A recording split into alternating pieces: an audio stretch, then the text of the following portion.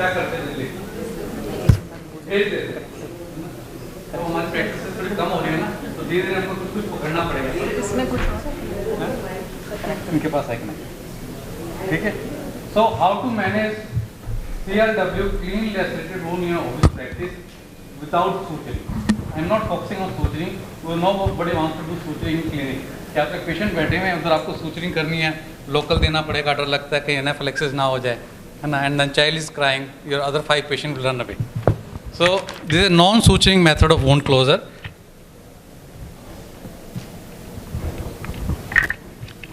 I'll just sit down if you don't mind.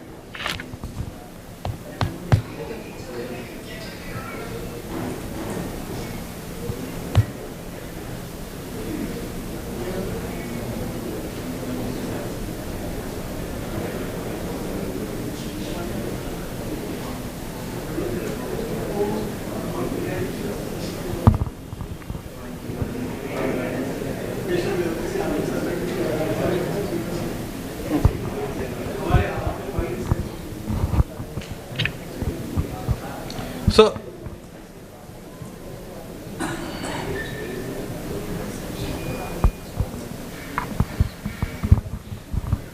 we'll talk about this wound management without suturing, how we can close it actually. So any child coming with CLW, ensure that it's not a head injury, intracranial injury. Of course, mostly face पे होते हैं हमारे, ठीक है ना? So serious injury should be excluded. Relevant history, a brief history, and physical examination, है ना? या कोई टेस्टिंग की जरूरत है कि नहीं, है ना? Most of them will have just normal fall and they have this thing. So first thing, preparation. Cleaning the wound is the most important thing, है ना? Wash the wound with saline or normal water, है ना? Remove all the blood clot because that is where the infection will occur. है ना? Never close a wound which got bleeding all around, which got blood stuck on this thing, because that is an active media for bacteria actually. हम जितने blood culture करते हैं किस में करते हैं, ब्लड एगर वगैरह में करते थे ना, because that is active media. So clean the wound first of all. Just see it is not very very deep, superficial wound. Most of the children have got superficial wound, ठीक है ना. And then decide कि which method of wound closure want to use, ठीक है. They are suture methods, right, and non-suture methods. I will leave the suture method. I will just focus on non-suture method. First option with us is this Steri-Strips. Just see the video, then I will explain you.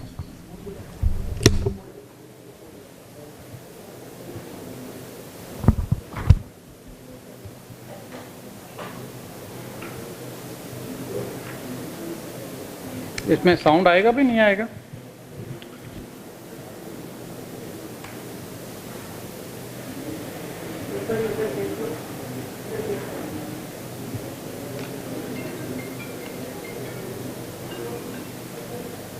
Sound आ रहा तुम्हारा? नहीं आ रहा sound?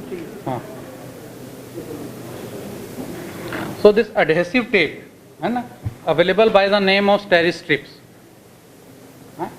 ठीक है. This is meant for those wound which are clear straight line kind of wound, number 1, है ना. There is no tension round the wound. Tension round the wound like elbow पे है या ये ज़्यादा मूवमेंट है ना, it cannot hold the edges over there, so it will separate. So clean wound, there is no movement around the wound in those areas, not cosmetically very very important, right. Those are the places where you can easily use it actually. So clean the wound, remove all the blood clot, bring the edges together like this thing, and there are Steri-Strips kind of things you can apply.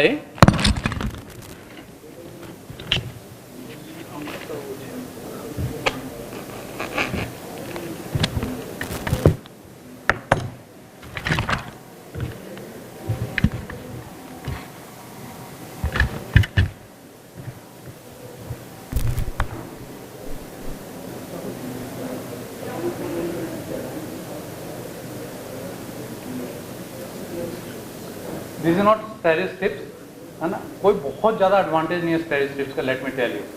Even micropore भी बराबर काम करती है ना. This one, है ना, थोड़ा सा एडहेसिवनेस कम होता है इसका एज कम्पेयर टू Steri-Strips, है. तो उसके लिए आप क्या कर सकते हो, टिंचर बेंजोइन ले लो आप, बेस्ट, ठीक है ना. चारों तरफ थोड़ा थोड़ा tincture benzoin, not tincture iodine, remember both are different, है ना, जो हम पहले एलपी में करके सील करते थे that thing. After cleaning the wound,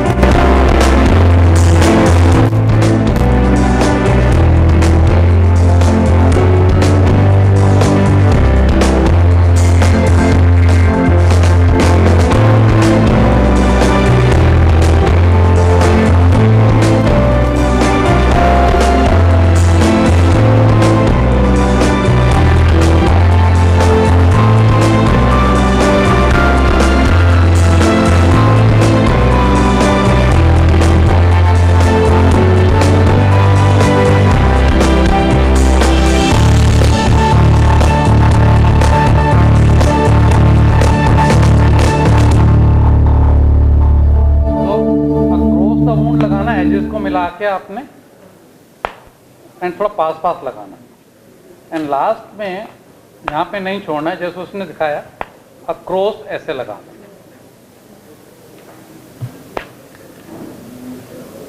and most of time this is sufficient, है ना, particularly useful over the thighs, arms, यहाँ पे बहुत अच्छा काम करता है।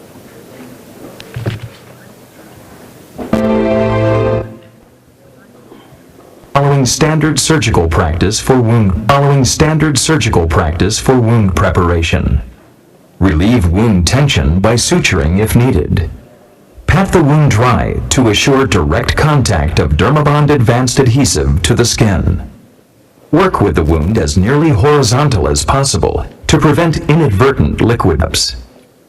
Slowly apply Dermabond Advanced Adhesive in a single continuous layer, while maintaining steady bulb pressure.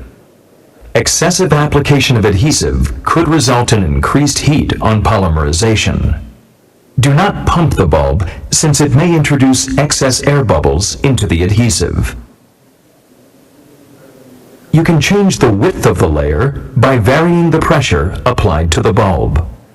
Reduced bulb pressure will produce a narrower layer. Increased bulb pressure will produce a wider layer. Maintain manual following standard surgical practice for following standard surgical practice. So second option is tissue adhesive. Tissue adhesive is basically cyanoacrylate. It's available in market by the name Dermabond. Dermabond, bond, B-O-N-D, Dermabond. Surgery वाले खूब use करते हैं इन post of care, है ना, after this thing. The property of this compound is the moment it come contact with air, it immediately ड्राइज up and makes a bind. So this also you can use on the face, in the thigh, in the arms. The wound which is around 2 centimeter, 2.5 centimeter, not for a very long wound. Should not be much tension around the wound, again not on the joints, because the holding power is not much. If any wound is around the wound, joints, then suturing is only the option. जो ये हमारा फेविक्विक देखा है ना आपने, Dermabond cost around 1500 rupees. Fevikwik also I got the same salt, but I'm not encouraging you to use the Fevikwik. I'm just telling you, use your own judgment. In periphery, people have started using this thing, but I'm not telling you to use it, because medically it's not written ki use for medical this thing, and just for demonstration purpose I got this Fevikwik. इसमें sir एक चीज ध्यान रखना है, जो हम लगाते हैं, जैसे ये वूंड है ना, आपने एजेस को क्लोज बिल्कुल पास पास लेके, पहले वूंड ड्राई होना चाहिए, control the bleeding, try put it wash piece, let the mother hold it for 5 to 7 minutes, and that will और एक बार ब्लीडिंग से बंद होते हैं जब अप्लाई करना, ये ब्लीडिंग वुंड पे नहीं अप्लाई करना, then not stay in the wound. And when you apply it, main thing you have to remember is that you apply it on the surface, on the wound, not in the wound, not in the wound, on the wound.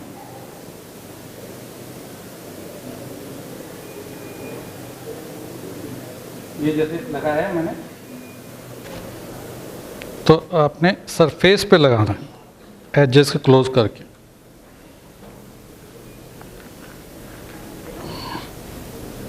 Only on the surface, not put inside, because if you put it inside the wound, this wound will never close, I can tell you. Reason being, this will make a clot kind of thing and will act as a foreign body, will not allow the edges to come together. So always apply on the wound. But that can trickle inside also. Little bit will not, that much will not matter actually. नहीं, अगर बहुत ज़्यादा डालोगे अंदर, जैसे अंदर डाल के क्लोज करे तो प्रॉब्लम है, ठीक। तो ये करोगे तो ये एजेस आपके जुड़ जाएंगे, है ना।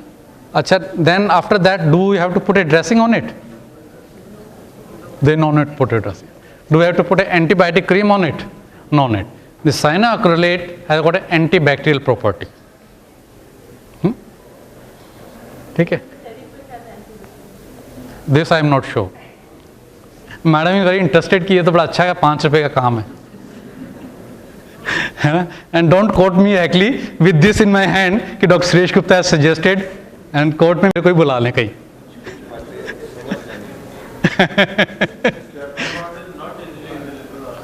अवेलेबल स्टोर्स जो केमिस्ट से नहीं मिलेगी आपको, है ना। जो मेडिकल सप्लाई वाले तो आराम से मिल जाती है जितने बजे। I get it every 6 months 10 or 12 actually. उसमें क्या होता है, डर्माबॉन्ड में एप्लीकेटर होता है एक्चुअली, इसमें तो ना एप्लीकेटर नहीं है एक्चुअली। उसमें एक राउंड बॉल होती है कॉटन की एक्चुअली, है ना, मोटी सी बॉल होती है। जैसे हमारे जो कई बार हम मोबाइल पे लिखने के लिए वो पेन होता है ना, उसके पीछे लगा होता है बॉल से जैसी, है ना, वैसी बॉल होती है उसके ऊपर कॉटन की। मेरे पास अभी सैंपल नहीं पड़ा, दिखाता मैं। तो वो लगाना बहुत ईजी है, उसमें ट्रिकल भी नहीं करता। इसमें तो ट्रिकल करने का चांस है। वो कॉटन बॉल होते हैं अराउंड 1 सेंटीमीटर मोटी, तो उसको आप ब्रेक करते हो, वो कॉटन बॉल सोक कर लेती है साइनोएक्रिलेट को, है ना, and immediately just you put it like this side. ना, है ना। बेसिकली हमको तो स्कार बचाना, purpose of closing is to prevent the scar, है ना, ठीक है ना। जितना ये एजेस बीच में आएंगे तो स्कार टिश्यू नहीं आएगा, तो स्कार नहीं आएगा, है ना। इसको एजेस को सामने लाओगे तो एपिथेलियम में एक सिंगल लेयर बन जाएगा इसका। सिंगल यूज 0.5 ml का आता है ना, 1 ml भी आता है, लार्जर वुंड के लिए वो यूज कर सकते हो। So this is डर्माबॉन्ड।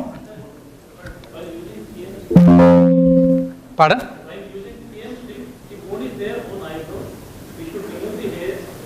No, hair should not be removed.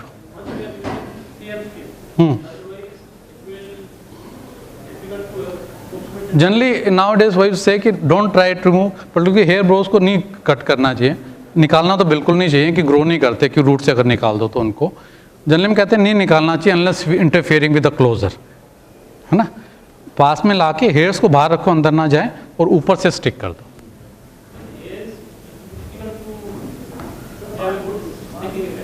हाँ, वो कह रहा हूँ अगर पॉसिबल है तो ऐसा करो, नहीं तो हेयर को कर सकते हो।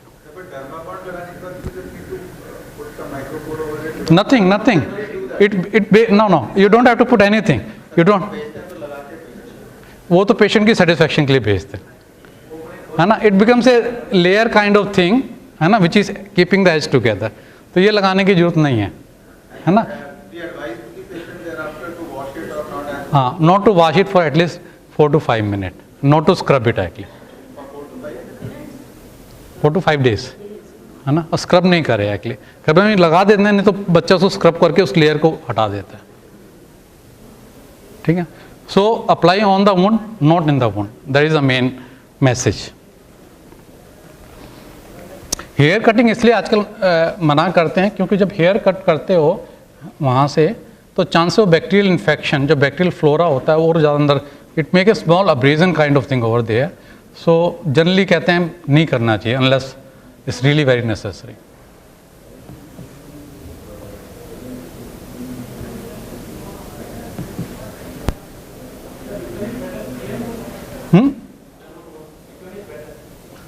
Dermabond versus? Dermabond is better. It holds much better than Steri-Strips. I have not seen it. I have used more than 100 times, maybe more than that actually. I have never seen any reaction happening. After how much time should we remove this Steri-Strip? You don't have to remove it actually. After 5 to 7 days, depend on the area actually. है ना, generally 5 to 7 days. Even suture भी हम 5 to 7 days बोलते हैं, है ना. जहाँ joint movements वगैरह है वहाँ अपने सूचरिंग करनी नहीं है ना, तो वहाँ पे हम ज़्यादा लंबे टाइम के लिए सूचरिंग करते हैं 10 days, है ना. फेस पे generally 5 days more than sufficient, because face is very very vascular area, है ना. The healing occurs very fast over here, so 5 days is more than sufficient. Dermabond, it is removed by this. Dermabond? That need not to be done anything afterwards. No, nothing to be done after that. Does it have a short expiry?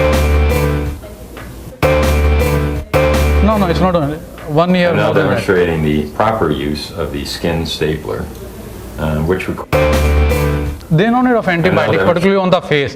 If it is a clean lacerated wound, there is no need of antibiotics. Particularly if the child is coming within. Remember, this Dermabond or all this suturing is to be done if the patient is coming within 6 to 12 hours, but not beyond 24 hours.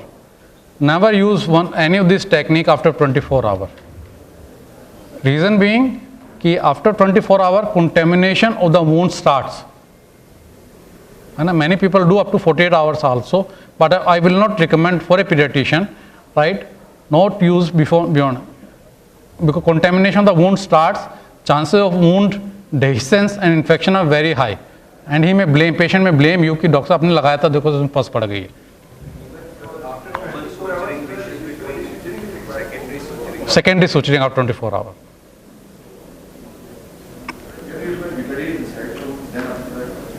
Betadine again not to be used inside the wound generally, है ना, क्योंकि betadine also interfere with some fibroblast, है ना, just work with normal saline.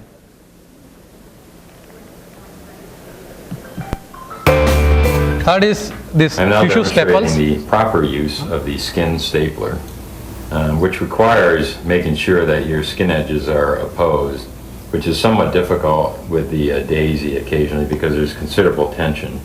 Notice there's an arrow on the skin stapler, and that should obviously be right in the middle of your surgical incision.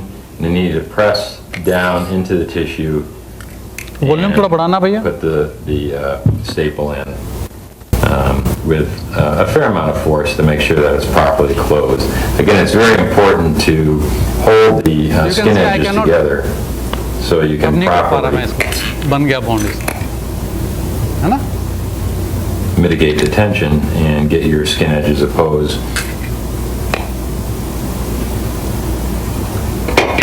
And to remove the skin staples, you have the skin staple remover. Third Now, method, which is very easy sometimes you and can doesn't use take much a- time, is our stapler. Stapler is as effective as suture, है ना. इसको कहीं पे भी लगा सकते हो, है ना. But problem with this stapler is you cannot apply it in a cosmetically important area, क्योंकि it leaves a real track kind of appearance. छोटे spots आ जाते हैं. So in non-cosmetically important area, in children that will be mainly scalp. There you can apply. और मास casualties हैं, बहुत ज़्यादा patients हैं, आपके पास टाइम नहीं है सूचरिंग का, है ना. There you can use it. For children, for our practice, I think scalp is the best area where you can use it.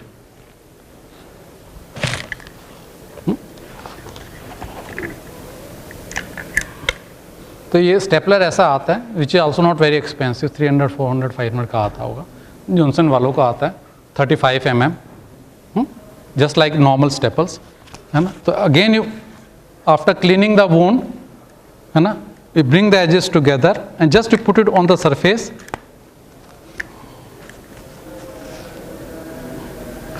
इसके अंदर एक बार होती है, अगर आप देखोगे तो, है ना, तो ये आपकी जो कट लाइन है उस पे रखना है इसको.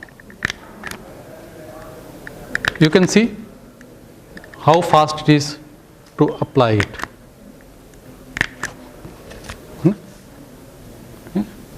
कोई इसमें ज़्यादा कलाकारी नहीं है, पैरामेडिक्स भी कर सकता है इसको.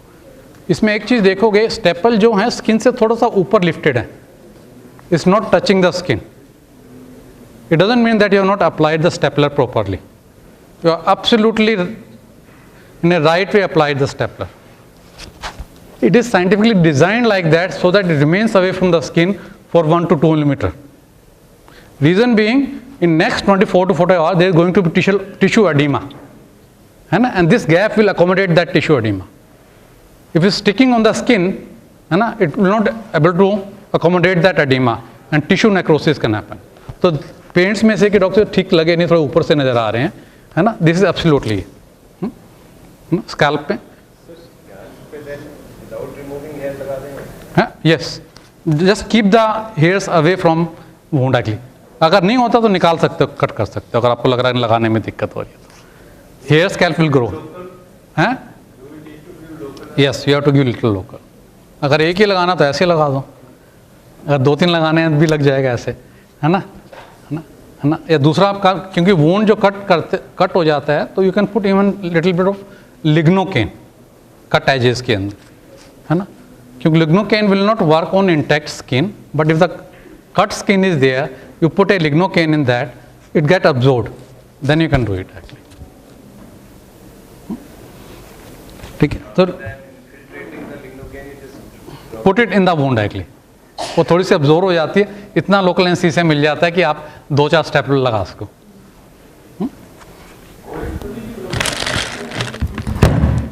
अब इसको निकाल, पढ़ paste dose, no, not with lignocaine. अच्छा, इसका रिमूवल का, इसको कभी भी ऐसे खींच के नहीं निकालना. एक बात ये, खींच के निकालोगे तो स्किन फट जाएगी, पक्का बात. दिस इज स्टेपल रिमूवर, है ना. इसके अंदर आपने, इसके अंदर करना, खींचना नहीं है आपने, जस्ट प्रेस करना है, इट विल कम आउट. मैं आपको स्टेपल दिखाता हूँ ये कैसा होता है. ये जो स्टेपल होता है, ये बाहर का पार्ट है, ये अंदर जाके ऐसे बेंट हो जाता है ना. ये जो है ऐसे बेंट हो जाता है स्किन के अंदर, ऐसे जाके बीच में स्किन है ना. आपने ऊपर से ऐसे नजर आ रहा, नीचे स्किन है. अगर आप इसको खींच के निकालोगे तो पूरी स्किन फट जाएगी इसकी, है ना. जो स्टेपल होता है, ये इसको ऐसे कर देता है और अपने आप निकल जाता है. ठीक है ना. Anybody wants to try? एक बार दिखा भी दो सबको. You can just rotate it, है ना. स्टेपल रिमूवर है. लगाने का पहले तो उतारना तो You can just rotate it. People can put it and remove also on it.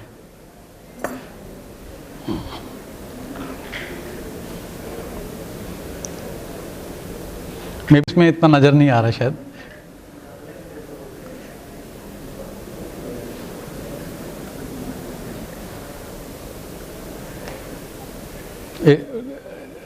Stapler कैसे डाला आपने? नहीं, उल्टा डाला स्टेपलर रिमूवर, ऐसे है आपको ऊपर करो. अब कुछ नहीं करना, खींचना नहीं आपको बस. So basically it is bending the staple so that what अपने आप एज हो जाएगा, निकल जाएगा. इसको रोटेट कर दो स्टेपलर को, इसको रिमूवर को, सो दैट एवरीबॉडी कैन, ना, सबके. हाँ देखो ना, इसका डिजाइन ऐसे किया गया है. नहीं, कुछ नहीं करना पड़ता. It is design like that, it will open up.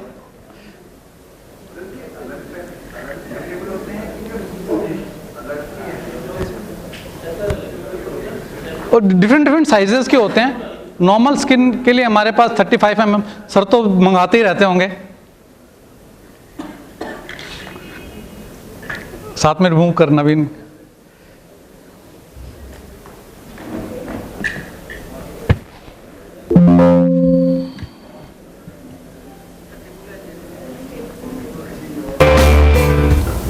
I'm now demonstrating.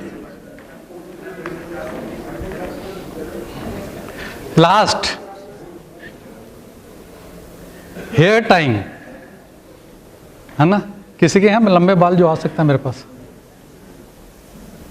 ये डॉक्टर साहब के ले लेते हैं, आपके बाल ठीक लग रहे हैं। फिर Ajay Ajay please please come. So अगर ये स्कैल्प लेसरेशन के लिए है ना, तो इसके अंदर अगर आपका स्टेपलर यूज नहीं करना चाहते, कुछ नहीं यूज करना चाहते, कि scalp is cosmetically not important है ना, हेयर्स आ जाएंगे तो it will cover the wound even if the scar is there है ना। सो इस केस में आप क्या कर सकते हो, जैसे like this is the wound है ना, ठीक है ना, क्लीन करके आपने दोनों तरफ के हेयर पकड़े थोड़े थोड़े से, उनकी थोड़ी सी चोटी सी बना दी है ना, और इनको बांध दिया, और थोड़े से ही बांध दोगे लाइक दिस थिंग है ना, बट ये क्या होता है, हेयर बड़े स्लिपरी होते हैं, not will not stay, that is a problem. तो आपको क्या करना पड़ेगा, इसको टाई करके है ना, ऊपर से थोड़ा सा क्विक फिक्स लगा दो, ठीक है ना, बाद में हेयर काट देना, ठीक है ना। तो this also works very best good actually. No you can always charge, you don't have to show them quick fix है ना, उसको खोल के रखना, दिखाना नहीं ना पैकेट के अंदर से निकाल रहे हैं, उस पर भी लगा सकते हो, वहाँ पे लगा सकते हो, थोड़ा सा वुंड हेयरी बहुत ज़्यादा, जो एरिया बहुत हेयरी होता है ना, उसमें ग्लू लगाना थोड़ा सा मुश्किल काम होता है, मैं बताऊँ है ना। तो स्कैल्प के लिए hair tying works very good this thing I think. Thank you so much. तो hair tying, tissue glue, steri strips and stapler, these 4 things you can use without है ना, without making the child cry. Thank you so much. हाँ tincture में Is it available? When we try and how does one do it with the tincture pen? नहीं, वो स्टेरी strips को चिपकाने के लिए मैंने बोला, माइक्रोपोर को चिपकाने के लिए, ताकि होल्ड करे है ना, वो स्टिकीनेस होता है ना, पहले पुराने जमाने में एलपी करते थे, वो टिंचर लगा के ऊपर से कॉटन से सील कर देते थे। Dad used to do this, ये जो माइक्रोपोर लगाया, टिंचर लगा दिए, वो 5-5 7-7 दिन नहीं हिलता ना, हाँ तो yes I used to do it earlier, now I'm not able to get it. हाँ I'm not able to. So for a 1 to 2 year old child, shaven head, and parents are concerned about marks, head के ऊपर, head, scalp or forehead. Forehead पे तो I will not advise this stapler, for forehead tissue glue is the best thing, glue Dermabond. For scalp either hair tying, let us see, जो हम generally face पे देखते हैं, scalp पे देखते हैं या आर्म्स पे देखते हैं, ठीक है ना। फॉर स्कैल्प हेयर टाइंग और स्टेपलर बेस्ट, फेस के लिए टिश्यू ग्लू, आर्म्स के लिए टिश्यू ग्लू, ठीक है ना। अगर नॉन अफोर्डिंग पेशेंट है, वो कहता है मेरे को इतने पैसे नहीं खर्च कर सकता है ना, देन अप्लाई माइक्रो। अगर हम आई के आसपास लगा रहे हैं, that you have to careful. हाँ, एक चीज़ इंपॉर्टेंट बात है, इसके अंदर टिश्यू ग्लू जब हम लगाते हैं तो थोड़ा बहुत ट्रिकल जरूर करता है ना, ट्रिकल करता है, तो सराउंडिंग जो स्किन होती है ना, बड़ी रिंकल्ड हो जाती है, लाइक फेविकोल अप्लाई करते हैं तो हमारी स्किन बड़ी रिंकल्ड हो जाती है। So you tell them in advance कि skin will get wrinkled and it will become normal in 7 to 10 days, number 1 ना।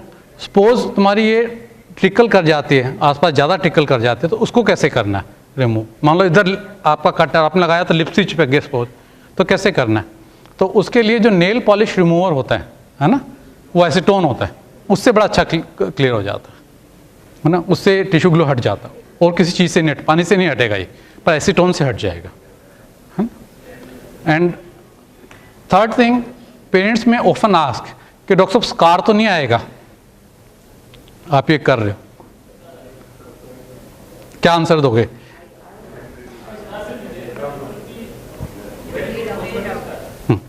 So answer to this, what I give is, the scar depends on the child, not on my technique. Some children's skin is more prone to scar than other children. Even a plastic surgeon will do that thing, same scar will form. है ना, कईयों को थोड़ा सा cut होता है, इतना मोटा स्कार बन जाता है, और कईयों का बिल्कुल नहीं बनता। So a child's skin, depend child. So I'll say कि my job was to approximate, so the chances of scar becomes less. Whether it will form a scar or not scar, it depends on child, not on me. So put the things on the child, which is truth.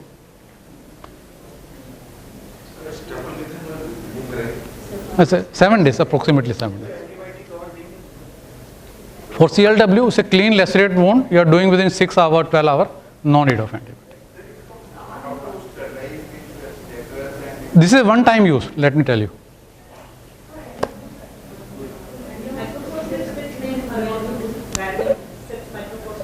नहीं micropore तो एक तो normal micropore use कर सकते हैं, that is स्टेरी strips, STERI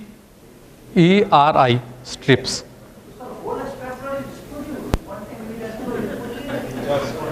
चार सौ 500-600 रुपये का होगा ज़्यादा. ना you can not reload it actually. US में बहुत छोटे वाले स्टेपलर्स भी आते हैं, हमारे यहाँ बड़ा आता है, मैं दिखाता हूँ आपको, छोटे छोटे आते हैं बिल्कुल, इतने इतने होते हैं. वहाँ सब लोग ना प्राइमरी केयर फिजिशियन से रखते हैं ऐसे. ये अच्छे बड़े अच्छे मिल जाते हैं वहाँ पे. One of my friend who is my mentor also, doctor super, he has given me this thing from there. $4-5 का शायद आता हो. हैं ये छोटे वाला नहीं अवेलेबल है यहाँ पे, हो सकता है नेट पे मिल जाए. 3M वालों का है वैसे तो, वो तो जॉनसन वालों का मिल जाता है आराम से.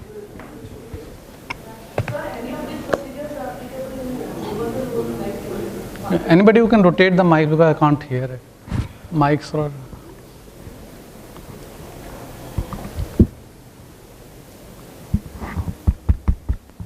So any of these procedures are applicable in mucosal wounds, like cut in the tongue, Mucosal cut in the wound. lips? Okay.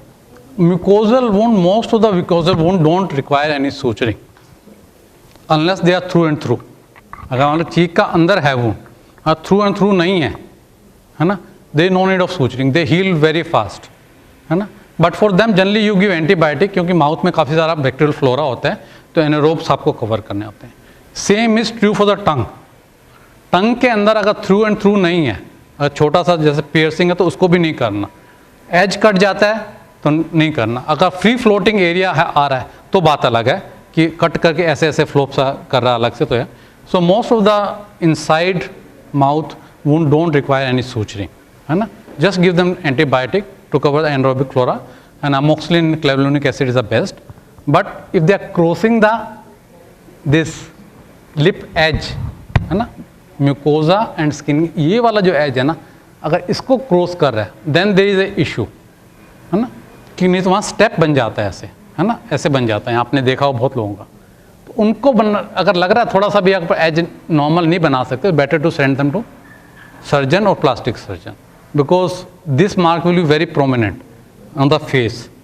तो lips वाले जो हैं across mucosa and skin जो हैं, उनको unless you are very confident, don't deal with that. Amoxicillin has got an anaerobic effect actually. वो anaerobic effect amoxicillin का थोड़ा ज़्यादा better मानते हैं. नीचे आ जाए. ठीक है, तो I will close here only and next presentation with doctor Prerna.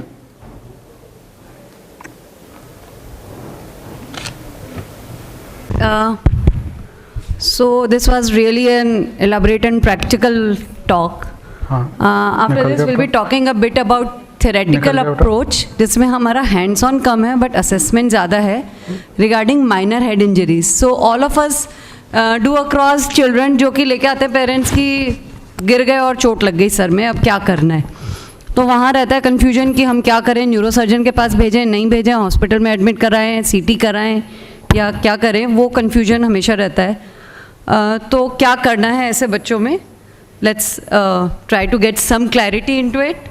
So this is the classic case that we get a 2 years old girl child who come to you कि बच्चा सीढ़ियों से गिर गया, 3 फीट ऊंची या 2.5 फीट ऊंची सीढ़ी थी, उसके बाद 2 वॉमिटिंग हुई. अब कुछ सिग्निफिकेंट और उनको हिस्ट्री नहीं मिल रही है, कोई पैल्पेबल स्कल फ्रैक्चर नहीं है, बच्चा नॉर्मल है, अब क्या करना है, what should we do. So admit करें नहीं करें, सीटी कराएं नहीं कराएं, दोनों में अपने प्रॉब्लम्स हैं. एडमिट करेंगे पैसा खर्च होगा, सीटी कराएंगे पैसा खर्च होगा, रेडिएशन होगा. तो क्या करें, छोड़ दें, घर भेज दें क्योंकि बच्चा तो ठीक है. So one has to now identify कि हमें क्या करना है और कैसे अप्रोच करना है. So one has to our main purpose in these cases is to identify clinically important traumatic brain injury, the term that we use, and I will be defining what it is. So risk of traumatic brain injury after a head trauma is like this, as shown in this red dot. Whereas अगर आप CT कराते हो तो cancer का risk double हो जाता है. तो वही कन्फ्यूजन जिसकी हम बात कर रहे हैं. अगर हेड इंजरी सिवियर है या मॉडरेट है तब चीज़ें काफ़ी क्लियर हैं. सिवियर हेड इंजरी मतलब GCS इज़ लेस देन 8, बच्चे को सिग्निफिकेंट सिम्टम्स आ रहे हैं, पैल्पेबल स्कल फ्रैक्चर है, यू नो कि आपको CT कराना है, एडमिट कराना है. मॉडरेट है, GCS is somewhere between 9 to 13, आप एडमिट कर लो, CT के लिए भेज दो, ऑलवेज सेफ. अब again the question of mild. तो माइल्ड ट्रॉमेटिक ब्रेन इंजरी हम डिफाइन कैसे करते हैं? Mild traumatic brain injury is generally associated with symptoms when there is brief loss of consciousness which is defined as less than 5 seconds. There is brief disorientation. There may be brief 1 or 2 episodes of vomiting and there are features of concussion. थोड़ी देर के लिए बच्चा नहीं याद आ रहा है, unconscious हुआ, शायद नहीं हुआ, definite history नहीं है. But otherwise when you see the child, when you examine, वो ठीक लग रहा है. हमारा काम है clinically important brain injury को identify करना. So what is clinically important traumatic brain injury? When there is presence of depressed skull fracture which needs neurosurgical elevation. ये रेट्रोस्पेक्टिव हम आइडेंटिफाई कर रहे हैं. जब हमारे पास पेशेंट आया तब हमें नहीं पता ओपीडी में कि ये क्लिनिकली इंपॉर्टेंट है या नहीं. So you will be defining later on whether it was clinically important और not. So this will be if the baby required depressed skull fracture which needed neurosurgical intervention, or if neurosurgical intervention is required in the form of invasive ECP monitoring, ventriculostomy, like any neurosurgical procedure, hematoma evacuation was required. If the child needed endotracheal intubation, hospitalization after 48 hours or for more than 48 hours or the child died. तो ये तो हमें prevent करना है. Our purpose is that this should not happen and we should refer the child or get the CT done and identify clinically important traumatic brain injury before there is an adverse outcome. तो clinically features जो clue देंगे कि this child might have a clinically important traumatic brain injury are slightly different in less than 2 years or more than 2 years of age. In less than 2 years of age, altered mental status or abnormal behavior if the caregiver says so. आपको हो सकता है normal लगे लेकिन mother कहते हैं कि मुझे नॉर्मल नहीं लग रहा. You have to give due consideration to that. Non-frontal location of the scalp injury, loss of consciousness of more than 5 seconds. There is depressed or basal skull fracture. So these are always high risk thing. If you find bulging anterior fontanelle, if AF is open, there is persistent vomiting, not a brief episode of vomiting. Post-traumatic seizures have happened. There is some focal neurologic deficit. Or if there is suspicion of non-accidental trauma, means you're suspecting some foul play or child abuse, then always go for CT. This becomes a high-risk case automatically. Children who are more than 2 years of age, if they come with altered mental status, again depressed or basilar skull fracture, post-traumatic seizure, loss of consciousness, focal deficit, and worsening severe headache, because they'll be able to complain of headache. A young children will not tell you whether he's having headache or not, so you cannot rely on this sign. So these are the Pecan rules, which are actually most applied for identification of the need of CT in a child who has got mild traumatic injury. Moderate and severe, you have to go for CT. So PECAN it stands for Pediatric Emergency Care and Research Network. This is a US-based network who have done data. Basically, they analyze the data of around 45,000 children who had mild head injury only. So they try to identify, they categorize in less than 2 years and more than 2 years and gave this approach. So in less than 2 years of age, they say that if GCS is less than 14, if there is altered mental status or palpable skull fracture, so and this indicates that you have to go for CT scan because risk is quite high. If there is non-frontal scalp hematoma, loss of consciousness of more than 5 seconds, severe mechanism of injury, or the child is not acting normally as per parent, then in these cases also if it is present, then you have both the options. You can either observe or go for CT depending on the situation.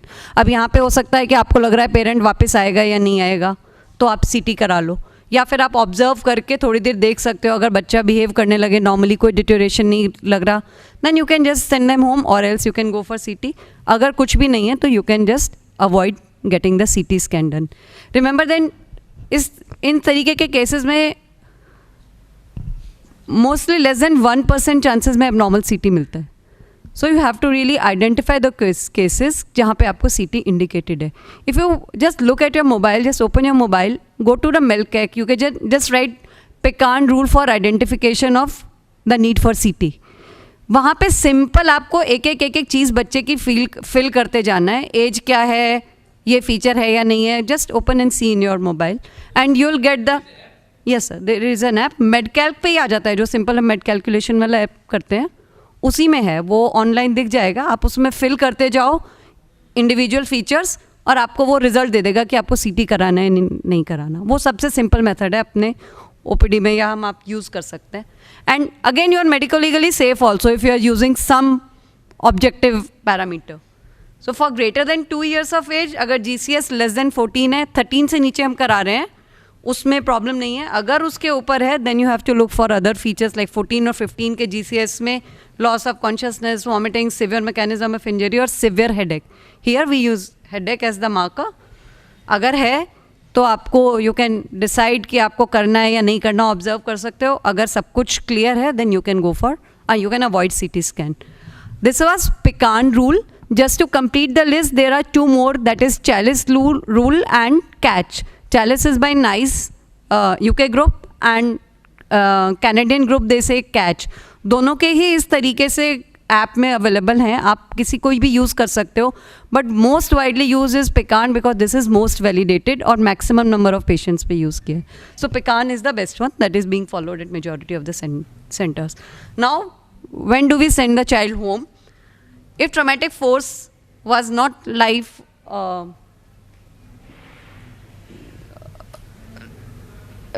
if the traumatic force is not that it is endangering your life, I think there is some error in typing, I'm sorry. GCS is absolutely fine. The child is having 15, no focal neurological deficit, no significant symptoms. There is no history of prolonged loss of consciousness. There is no abnormality of CT head if you have got it done. Caregivers are reliable and there is no risk or no suspicion of child abuse or neglect. Then in these cases you can send the child home after your observation. अब हम medico legally इसमें कहाँ लाए करते हैं? हम CT नहीं कराएं तो आर वी स्टक्ड, और नहीं तो हम अपनी स्किन कैसे सेव करें अगर हमने CT नहीं कराया? तो आपको एक share decision making with the parents लेनी है. You have to give them the data. Basically आप उनको सपोर्टिव डेटा दिखाओ कि अगर आप CT कराते हो तो कितना चांस है, नहीं कराते हो तो आप क्या मिस करोगे. So you have to talk to them in details with some objective pictures you can use. You can give them the data if they are educated enough. Tell them कि अगर आप CT कराओगे तो आपको क्या advantage है, क्या risk है. रिस्क ऑफ मेलिग्नेंसी हो सकता है, but that risk is obviously 1 in 1000, so you want to take it. 1000 CTs, so do you want to take it और नॉट टेक इट? और जब वो हाँ या ना करते हैं उसके बाद in this kind of form something like this you can just fill and document it. And once you have taken a shared decision telling them each and everything, then probably we all wish that we'll not land up into any medical legal complications for not taking the right decision or avoiding the CT scan. So this is just a question to raise the interest. Which of the following patients do not require head CT?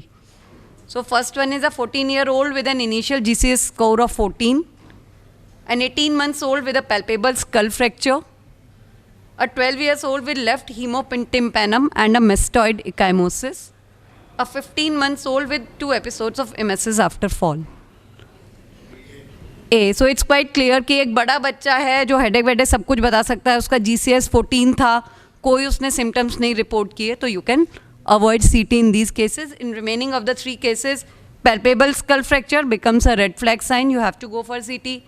अगर left hemotympanum है या mastoid में ecchymosis मिल रहा है, that suggests basilar skull fracture. So these are the patients who will need CT.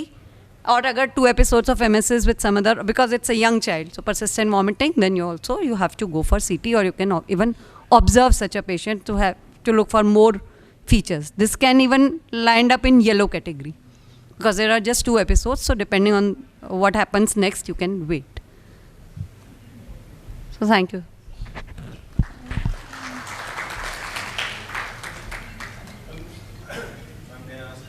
Yes, sir, please.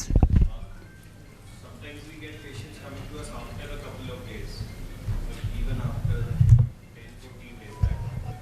There was an injury, but it was fine. But now there's a swelling, and you can make out that there's a hematoma there. Extradural or whatever. Sir, extradural तो overtly पता नहीं चलेगा. मतलब subcutaneous, yeah, scalp hematoma is there. The child didn't have any immediate problems. They didn't even come for a checkup. Sir, आप patient के relatives को assess करते हैं. If you feel that the child is normal, sir, simple scalp hematoma when nothing happened for 14 days, it's less likely the child will have anything now. उसको कुछ ना कुछ 14 days में हुआ हो. But अगर parents are really apprehensive and they have come to you even after 14 days for something, maybe you can get it done just for the satisfaction of patients. But to get, इसकी likelihood is very less, yes. So I've had couple of such patients. So I got just a plain X-ray done and got a fracture there. So once there is a fracture there, the child has been normal for so many days. Even now there's no neurological deficit or anything. So just observation.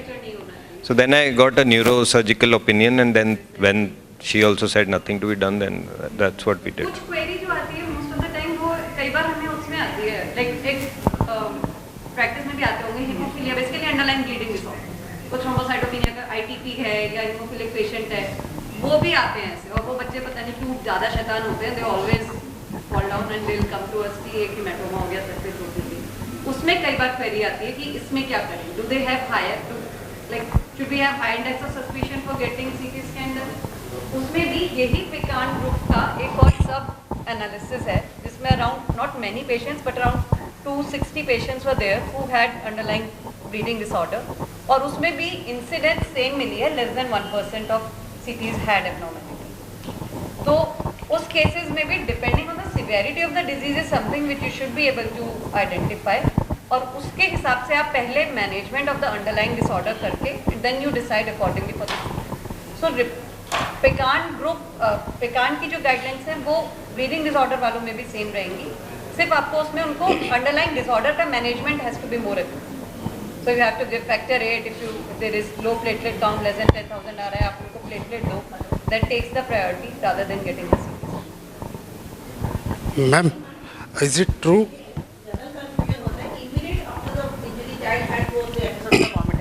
So how long of the injury vomiting is because it's very common the child cries and vomits on So persistent vomiting is what is more important. So that vomiting should be taken seriously or not, because that's a very common half an hour that cries, you feed the child and they vomit.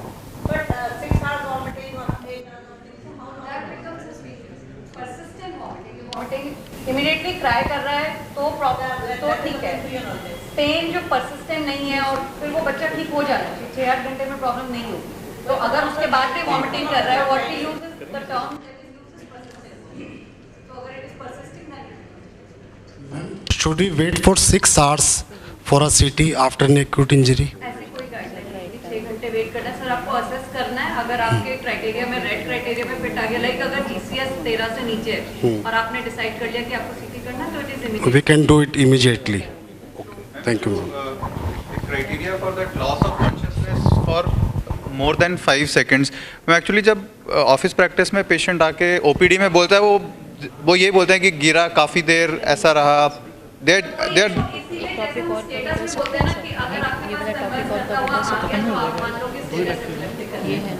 मुझे लगता है अगर parents report कर रहे हैं कि loss of consciousness, तो उसको मान लो कि वो मोर देन 5 सेकंड्स का है.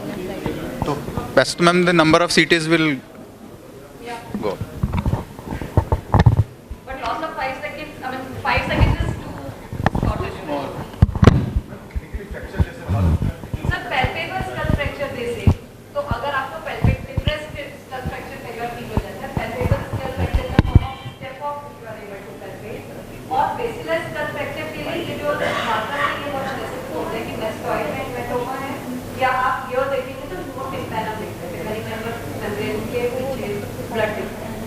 तो if these signs are present then this और हमें बेसिलर परस्पेक्टिव और वेस्टिबुलर ये जो हमारे सब उसके लिए हमें करना कुछ नहीं है। अगर बच्चा जैसे जो सर ने एग्जांपल दिया हेडलाइन परस्पेक्टिव मोस्टली ऐसे ही आएगा, अंडरलाइन नीड के चांसेस कम ही है।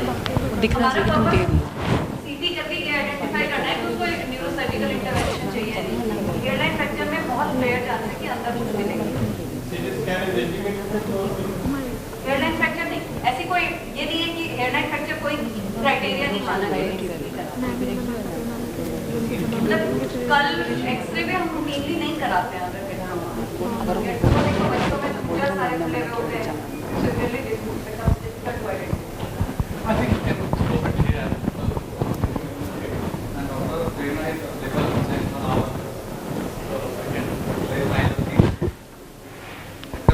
डॉक्टर प्रेरणा ने ये बताइए इंपॉर्टेंट हीमोटिम्पेनियम। जनरली हम कहते हैं ब्लीडिंग ईएनटी, है ना, हम कहते हैं कान से ब्लीडिंग नहीं हुई, नाक से ब्लीडिंग नहीं हुई, है ना। जब कान से ब्लीडिंग की हम बात करते हैं तो it's not just obvious bleeding which is important of course, but you have to see with the otoscope. All children with head injury, you should look into the tympanic membrane, है ना। उन्होंने hemotympanium word use किया था, because bleeding from the ear will occur only if the eardrum ruptures and bleeding. तो eardrum many of the time will not rupture actually, blood collects behind that, है ना। तो year को जरूर देखना चाहिए इन हेड इंजरी। अगर वहाँ पे रेड है तो इसका मतलब middle skull fracture.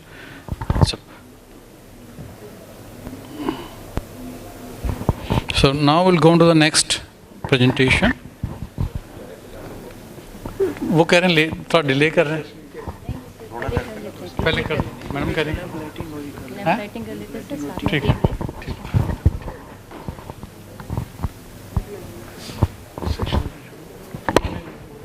Now the time for lamp lighting. All are requested to join, please. After that tea break, then the next session will start. Lamp.